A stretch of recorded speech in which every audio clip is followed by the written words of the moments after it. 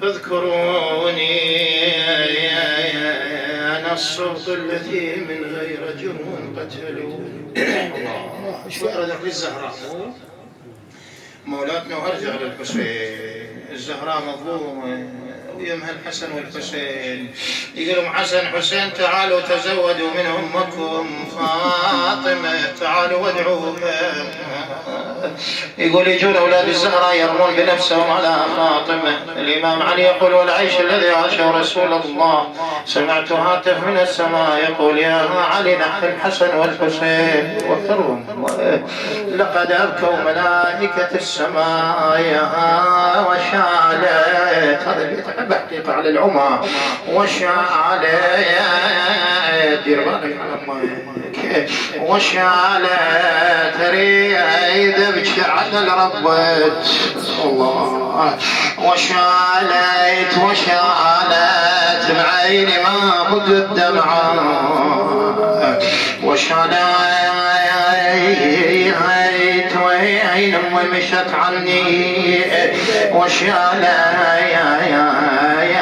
وظل الدار واشوف لي ويلا من تطب للدار اول ما تقول يا يمها لكن فتره تلقاها ما يوم يومين متعوجه وين امي يا ظل الدار وحشا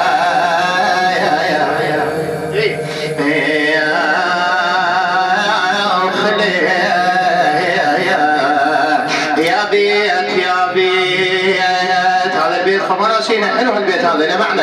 يا بيت زينب تقول لسان حال الشاعر يا بيت ريد اقعد ونوحن بيك يا بيت على الضرب وهوصوب يا بيت يا ام حسين ترجع ليك يا بيت اظن هل انسبت بالغاضريه يا ظن هل انسبت بالغايه يا غاضريه اريد والنها اقول مولاتي هاي زينب لكن زينب يوم العاشر ايش بيها خطيه معاك تتفكر بالعيون هناك زينب هذه يا بيت هناك كربلاء شكو والله خطيه معايا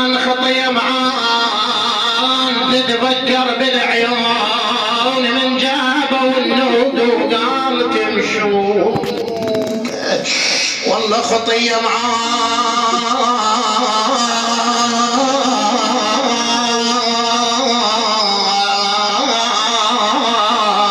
تتفكر بالعيون من جابوا النود وقال تمشون. شوف ذن الابيات ترى تسمعنا بقلبك قال سيدنا ابو زينب حسين الياسري والله من جابوا النود وقال تمشون تقول عم بناتي مذللاتي صعدا شلون عم الوادي مغروب ليهن يصدون عم علويات ما يرضى يصعدن ما دام العيون ليهن يصدن عم لما تروح يردن نوخ النوق ويردن يقول مرة زينب وهي على ظهر الناقة شو سيش يقول تقول للحسين تقول له الله وياك من قلبك المقلته يا خويا والخوة وداعتك فارقته اما يا بديت رقيه مويا وداعت الله وياك ما تدري ايش جرى علي.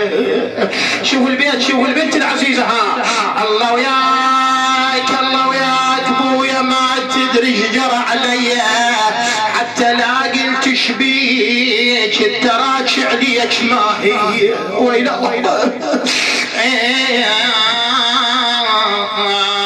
الله وياك ما تدري ايش جرى علي بويا حتى ولا قلت ايش بيك تراك عليك ما هي. تقولها عمه انا ما اوصل وياكم، انا اوصل للشام يجي هناك واموت عمها، لكن هاي كلمه اريد اقولها قبل ما اموت زينب عمه سمعيني حبي للعليل عليها سلمي لي. عمه زينب قبل ما اموت سمعيني حبي للعليل عليها سلمي لي. تقول له جعده بيت الدعاء جعده عليك اللي سمته باللبن. الله بيت العباس بيت الختام. تقول له جعده عليك سمته باللبن. عم علي جعده يا روح للعباس قعده قل له خيتك تصلي الليل قعده عليه حسين خلي يلحق عليه والنهار